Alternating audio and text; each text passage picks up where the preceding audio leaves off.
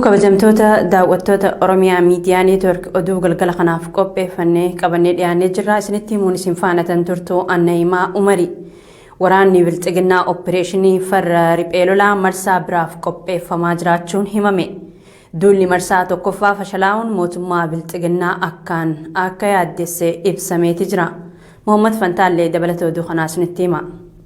Operation Farra Riphee Lolaa jechuun duula waraanaam ji'a tokkochim waraana bilisummaa Oromoo dhabamsiisuuf karoorfame guutuu Oromiyaa irratti labsameen milkaa'uu kan dadhabeen Bilxiginnaan duula waraanaa marsaa biraatiif qophiitti jira jedhu maddeen keessoo sirnichaa. Raawwiin Operation Farra Riphee Lolaa ji'a tokkoon duram labsameen bakka hoogganaan Bilxiginnaa Abiyyi Ahmad argametti General Birhaanuu Juulan dhihaateem irratti mari'atamuu kan ibsan maddeen odeeffannoo OMN gabaasniin dhihaateem Operation marsaa duraa fashaluu kan mul'isu ture jedhu. Fashaluu Operationichaaf waraanni mootummaan bobbaaseem kaka'umsaa fi gahumsa dhabuun waraanni bilisummaa Oromoo hanga mootummaan tilmaamee ol jabaa ta'uun akkasumas uummanni waraana bilisummaa Oromoo waliin dhaabbachuun sababoota ijoo akka ta'an ibsamee jedhu qondaalli nageenyaa mootummaa kun waraanni mootummaan bobbaaseem laafee argamuu fi kanaan faallaa gahumsi waraanni bilisummaa Oromoo riphee loltummaa fi waraana halkanii irratti mul'iseem Operationichaan ni fashaleesse jedhameem. Waraanni Bilxiginnaa magaalaa keessaa gadi bahee loluuf fedhiin qabuum bosona seenee waraana bilisummaa Oromoo waraanuufis gahumsa hin qabuum yoo aduun dhiiteem gara magaalatti baqatam qeeqni jedhum dhiyaateeraa jedhan.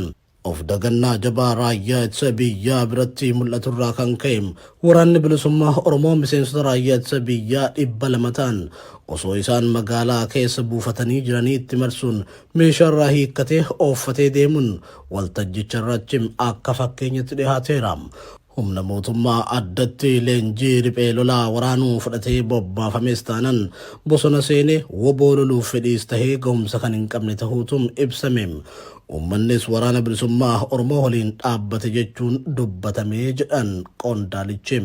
Qondaalli nageenyaa marii kanarratti hirmaatan akka jedhanitti harka caalaan Oromiyaa harka waraana bilisummaa Oromootti akka argamu marichirratti ibsamee jira.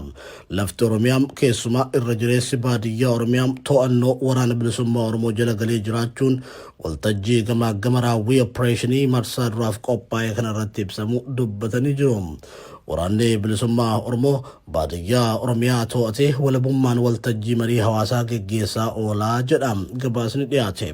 Furmaanni isaa waraanni bilisummaa Oromoo bosonaa bahee akka loluufi guyyaa akka nu lolu gochuu qabna. Kanaaf ammoo tooftaa waraanaa addaa fayyadamuu qabna yaadni jedhus waltajjii qorannoo raawwii Operationii marsaa duraa kanarratti dhihaateeraa jedhan qondaalli nageenyaa kun. Bilxiginnaan Operationii Farra Riphee Lolaa isa jibbaataa jechuun duula marsaa biraaf of qopheessaa jiraachuunis eerameera. Duula bifa haaraan labsamuuf jiru kanaaf meeshaaleen waraanaa haaraa fi ammayyaa'oon alaa galuu humni addaa Oromiyaa addatti leenjii riphee lolaa waraanuu fudhatee eebbifamee bobbaafamuuf qophiirra jiraachuunis ibsameera. Godina Shawaa Bahaa Aanaa Fantaalleetti hongee bonaa mudateen beeyladoonnii fi horsiisee bultoonni aanichaa gadadoo hamaaf saaxilamanii jiraachuun dhagayame. Gama biraatiin weerarri lafaa bulchiinsa mootummaa naannoo Amaaraatiin aanichatti baname fala hin argannee jiru jiraattonni naannichaa. Dabalata oduu tanaa ammas Muhammad Fantaalleetti isinitti hima. Dhabamuu roobaatiin hongee fi gogiinsa cimaa mudateen horsiisee bultoonni aanaa Fantaallee gadadoo hamaaf saaxilamanii jiraachuu himachaa jiru.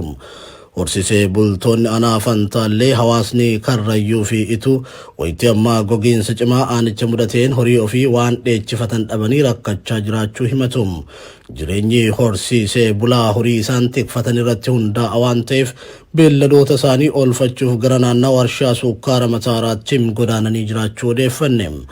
Baala shankooraa mallaqaan bitanii lubbuu beelladootaa ittiin eeggachaa jiraachuu jiraattonni Oromiyaa Miidiyaa Neetworkitti himaniin horiin keessan shankoora balleessaa jira jechuun humnoonni poolisii federaalaa beelladoota qabanii mallaqa guddaa gaafachaa jiraachuu jiraattonni himatanii jiru. Poolisiin federaalaa paatrooliidhaan daangaa lafa shankooraarra naannahuudhaan beelladoota loonii fi re'ee horsiisee bultootaa gara mooraatti galchuudhaan abbootii horii mallaqa adabbii birrii 10,000 lakkaa'amu gaafachuudhaan deebisaafii jiru jedhan. Akka fakkeenyatti kan kaafamim horii gaafaa tokkoof birrii 500 kan gaafatu yoo ta'u re'ee takkaaf immoo birrii 100 horsiisee bultootarraa fudhachaa jiraachuudha maddeen kan himan. Guyyattim horiin horsiisee bultootam karra 10 ol humnoota poolisiitiin mooraa qophaa'etti yoo guramu beelladoota kana cufaa hiiksisuuf birrii 80,000 ol gaafatamaa jiraachuudha jiraattonni kan iyyatan. Horsiisee bultoonni beelladoota kanam kaffalanii yoo baafatanis nagaheen homaatu kan hin kennamneef tahuu ibsuun marsaa 2 ol mallaqa kaffaluuf yeroon isaan saaxilamanis jiraachuun addeeffameera. Horsiisee bultoonni aanicham gara Shankooraatti kan baqatan filannoon biraa dhabameeti kan jedhan jiraattonni bonni hammaachuun beelladoonni harkatti kukkufanii waan jiraniif qaamni dhimmi kun isaan ilaallatum deeggarsa akka isaaniif taasisum gaafatanii jiru. Laftim aanaa Fantaallee gama bahaan paarkii Awaashin gama kibbaan warshaa sukkaara Mataaraa fi oomisha kuduraa fi muduraa Nuuraa Heeraa jedhamuutiin yoo saamamuu gama lixaanichaatiin weerara bulchiinsa mootummaa naannoo Amaaraan ciramee dhumuu jiraattonni himanii jiru.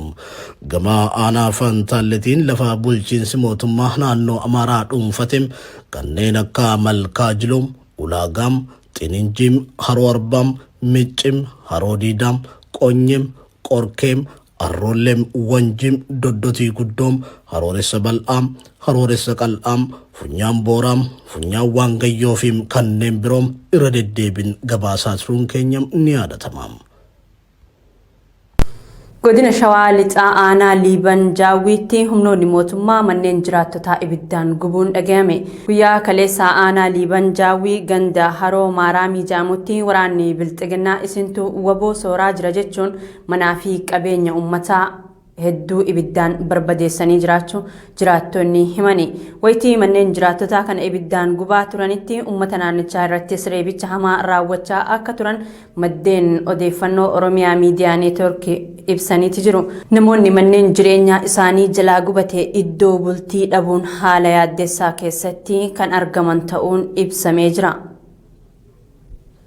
Godina Harargee Bahaa aanaa Gooroo guutuutti dabballoonni mootummaa uummanni ilmaan isaanii waraanaaf akka qopheessu dirqisiisaa jiru jedhame. Waraanni kaabaa irra deebiin nutti banamuuf jira waan ta'eef dargaggoonni keessan leenjiif qophaa'uu qabu jechuun hawaasa dararaa jiraachuutu dhagahame. Gama birootiin humnoonni mootummaa maqaa waraana bilisummaa Oromoo wajjin hidhata qabduutiin dargaggoota adamsaa jiru jedhame.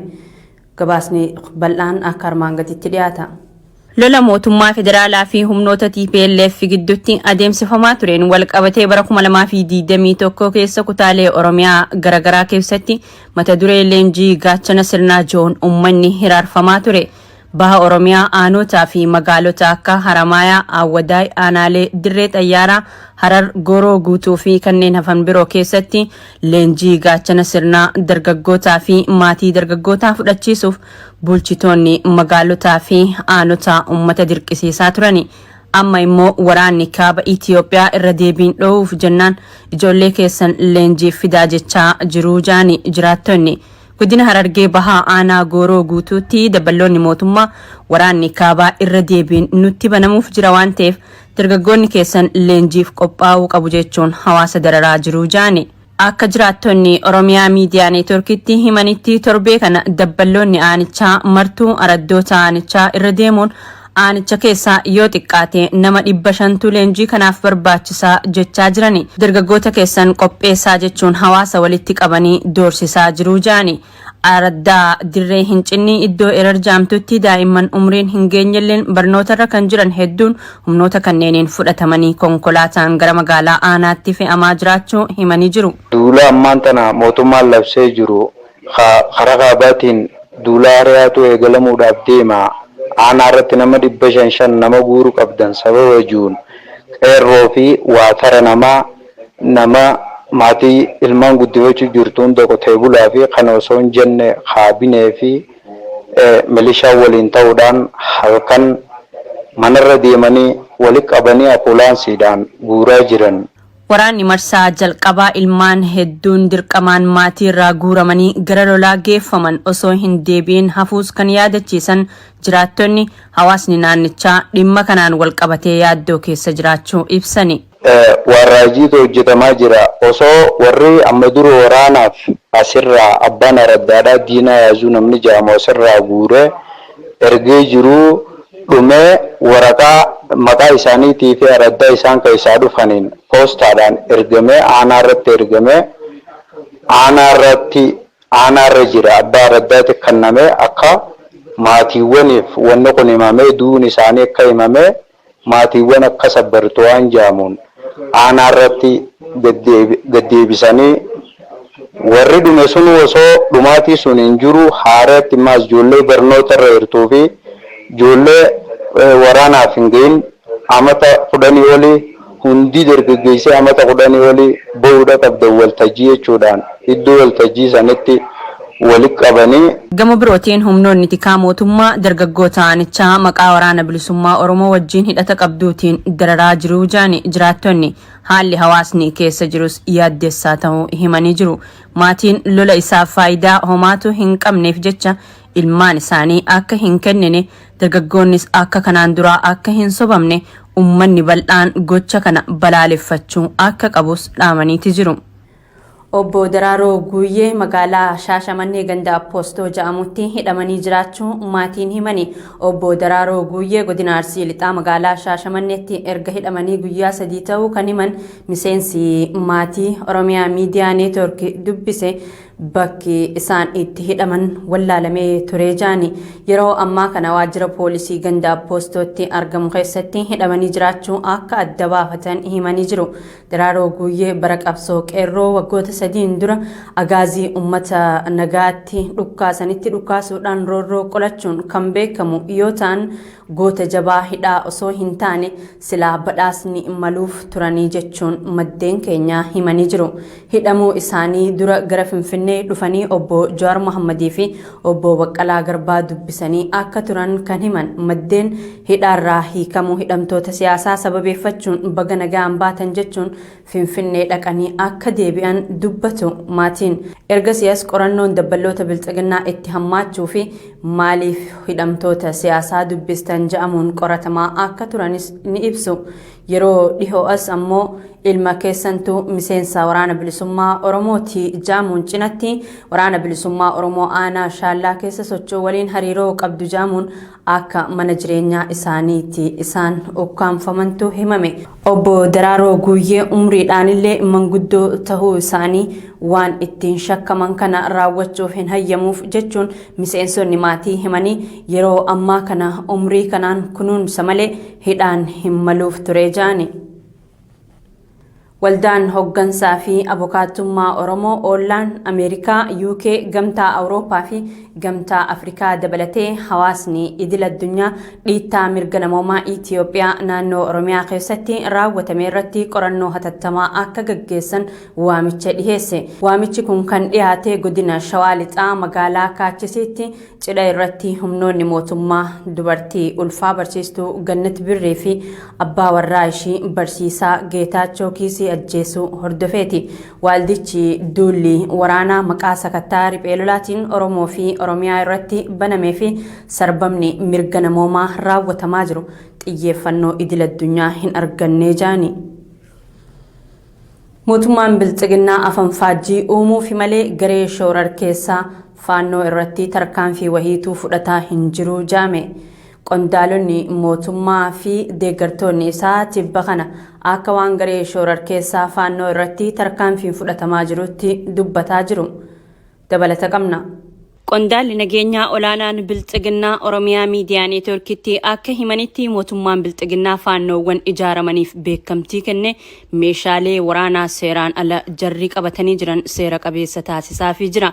Kana malees meeshaalee waraanaa ammayyaa'oo dabalata garee shoorar keessaa faannoo hidhachiisaa jira jaani. Qondaalli nageenyaa kuni duulli tibba kana kaayyoo lamaa qabaa kan jedhan qondaalli nageenyaa bilxiginnaa kun kan jalqabaa afanfaajjii uumuun deeggarsa ummata Oromoo argachuuf yaaluu akka ta'e himani.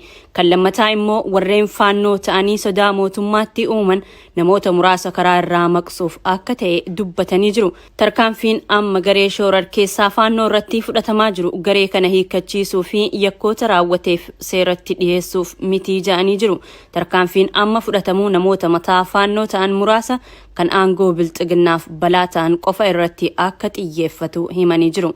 Faannoowwan hidhaman garee qondaala bilxiginnaa Gadduu Andargaachoo yoo ta'an tarkaanfii miilanaatiinis bilxiginnaa Amaaraa gidduutti jechuunis garee Abiyyi Ahmadiif amanamoo ta'anii fi deeggartoota obbo Gadduu Andargaachoo gidduutti garaagarteen dhalachuutu ibsame.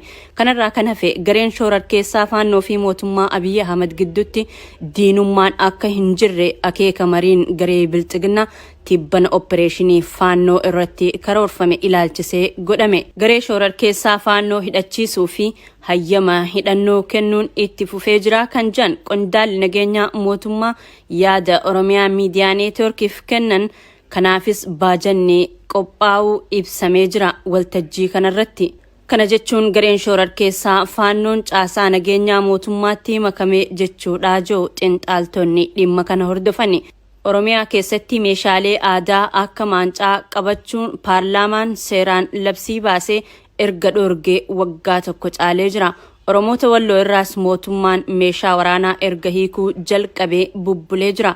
Odeeffannoodhuma waltajjii bilxiginnaa kana irraa argameen gareen shororkeessaa faannoo Oromoota Walloo irratti haleellaa banuu akka danda'u sanadootni mootummaa agarsiisaniiti jiru. Tolee kabajamtoota daawwattoota Oromiyaa Miidiyaa Neetwork oduun galgala kanaaf qindeeffanne isaan gammaatti daawwachaa turtan kana fakkaata. Gama kiyyaan nagaatti isiniin jechaa qophiilee OMN tanneen afanii waliin turtii gaarii.